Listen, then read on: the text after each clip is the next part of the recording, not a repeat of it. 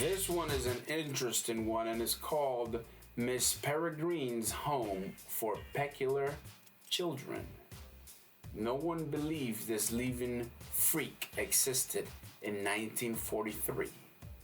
Now, at the beginning of the movie, we see a teenager named Jake Portman working in a grocery store. Jake gets a call from his dad asking him to be at his grandfather's home. Abby is a patient with dementia and needs to be taken care of at all times. Now, his co-worker offers him to give him a ride when he reaches home, and he sees his grandfather is missing. Jake and his co-worker go around looking for him. After a while, he finds Abby on the ground with both his eyeballs missing. Before Jake can react, Abby grabs his hand, asking him to go back on September 3rd, 1943, using a postcard and meet a bird. Suddenly, Abby stops talking and takes his last breath. Jake freezes in shock. Just then, he notices a massive monster in the dark. The monster goes away when his colleague accidentally shoots in his direction. Although Jake believes that Abby's final words were just gibberish, the monster he saw that day has a huge impact on his mental health, and he cannot just beat it. It is now a month after Abby's death, and Jake has started going to therapy. He tells his therapist about stories that Abby used to tell him when he was a child. Abby always talked about a home for special children, somewhere in Cairnholm. It's an island. It's a weird name, and it's somewhere in the island of the coast of Wales, the country of Wales, my friends. Now, the home was run by a strict but also caring lady named Peregrine, hence the name of the movie, who could turn into a bird. So Jake angrily accused Abby of lying, and from that day forward, Abby never mentioned the children's home. The therapist thinks that Jake is having a hard time separating Abby's fantasies from reality. That is why he hallucinated about that monster. Stupid psychologist, if you ask me. Jake returns home, and his aunt gives him a book she had found in Abby's belongings. Inside the book is a postcard that has Miss Peregrine's name and the children's home addresses on it. Jake shows it to his therapist in the following session. She suggests he visits the place so he and Abby can have a proper closure. The very next day, Jake and his father leave for Wales, the country of Wales, that is. The two finally reach down the town and check in an old hotel. Jake goes to the children's home to find it fully destroyed. When he returns, a man tells him that in 1943, a Nazi missile landed on the children's home and destroyed it, killing everyone inside. The following day, Jake goes back to home and looks around when suddenly a girl appears in front of him. Startled and amazed, he starts to run, falls down, and goes unconscious. When he regains consciousness, he's being carried by Bronwyn, the girl from his grandfather's story, who has superhuman strength. He sees other characters from the story in front of him. Jake is shocked, but delighted to see that the stories are really true.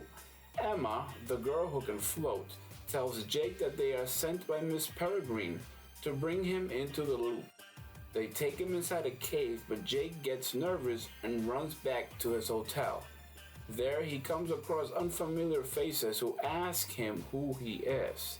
It turns out that after entering the cave, he traveled back in time to September 3rd, 1943. They take him to the children's home where he finally meets Miss Peregrine. Inside, a girl named Olive is boiling tea with her hands, showing that she can create fire with them. Miss Peregrine reveals to him that the children's home was established to accommodate people born with unique qualities, called the peculiars. Such unique qualities are acquired as recessive genes and can show itself in any generation, my friends. Children's homes like this are spread throughout the world to protect the peculiars from normal people.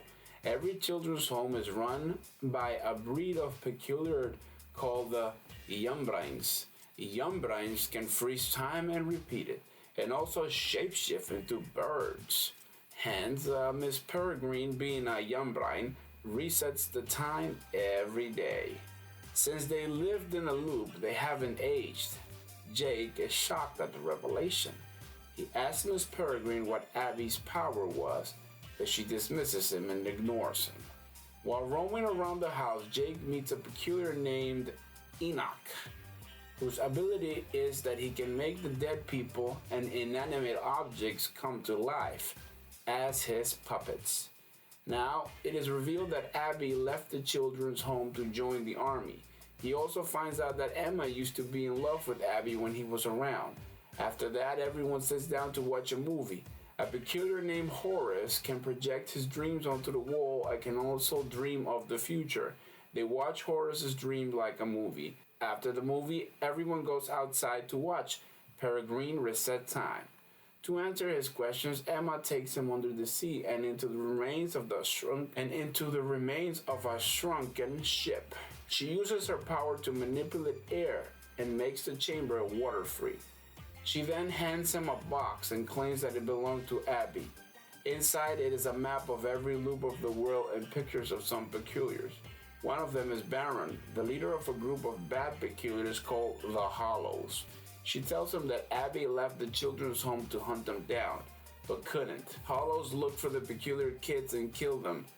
Only Peregrine knows that the real motive is something, and only she knows what it is.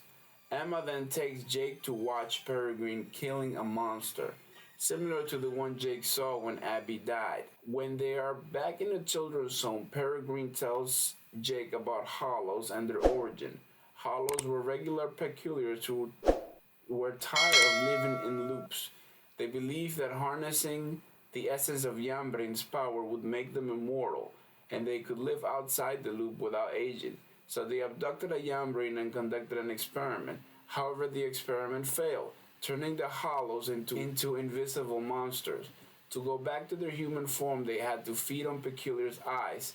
Hollows started abducting Peculiar children for their eyes. Baron and some of his friends regained their human forms, but their eyes remain milky white. Some monsters are still looking for children's eyes to feed on. As she completes telling the story, Miss Advocate regains consciousness. She is the young bride that Emma had found in the cave earlier. Miss Advocate tells them that at the children's home she was a caretaker and had been completely destroyed by the monsters, who killed all her children for their eyes.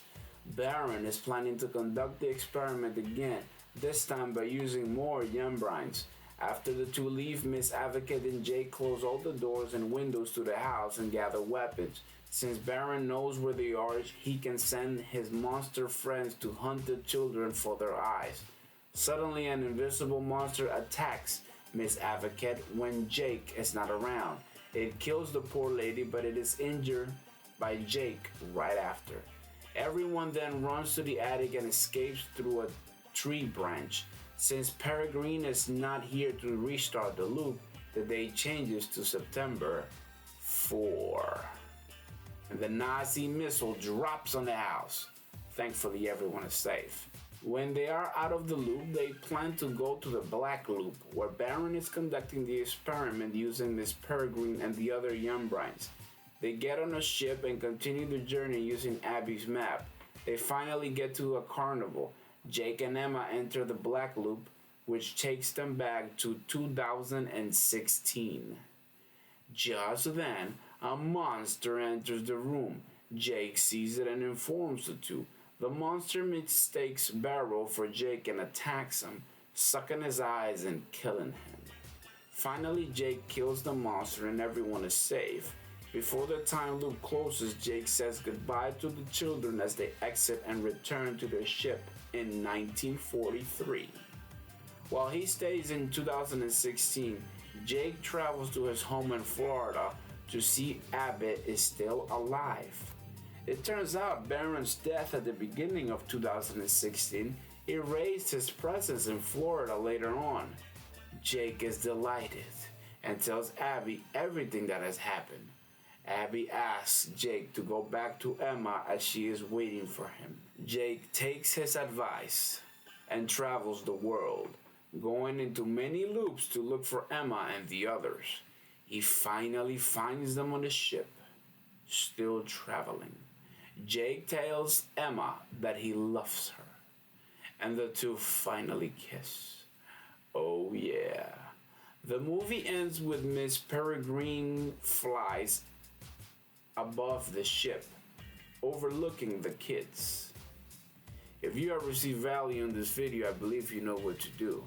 I thank you for your time, and I thank you because you will share it and like it and subscribe to the channel. I thank you for your time, and I thank you for listening.